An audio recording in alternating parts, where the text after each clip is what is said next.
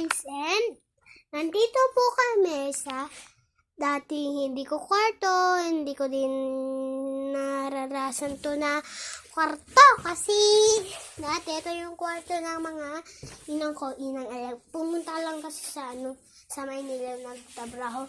Tapos ito, kakaligpit ko lang mga yan.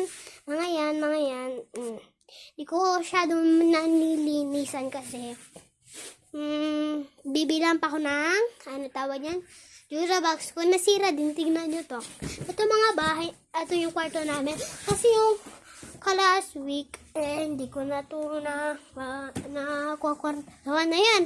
Kaya bibilihan ako ni Papa, ha? Huwag ka maniwala. Kaya ang raruan ni Ading. Kaya yan. Yan. Ako, ikakatry niya. And, diba? Guys, labas. Yan, mga ako. Diyan, dito kami. Nasira lang yung TV. Sinira ng halig ko.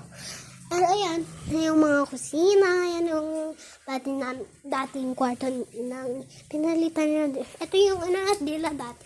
Ayan o. Ayan yung niya. And, dati, tawag yan. Nakasirang ganito kasi pinalitan niya yun ng kwarto dati ng adik ko tapos doon sila natutulog dito naman dati ako dito ako kagabi natulog. Nilipat ko lang kasi yung mga kaya ayan magpagbasahan ko kaya may dede din dito kasi ayaw nila ang diba, nawawalang dede. Tapos papatimpla naman mamaya. Sabi niya, ate, dede ako. Sabi niya pag natutulog ako.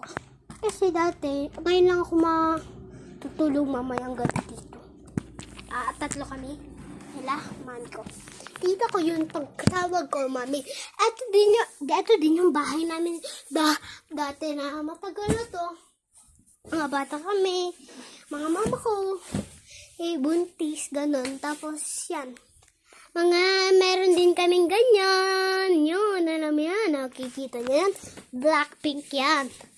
Kasi yung, lagi akong napapadede.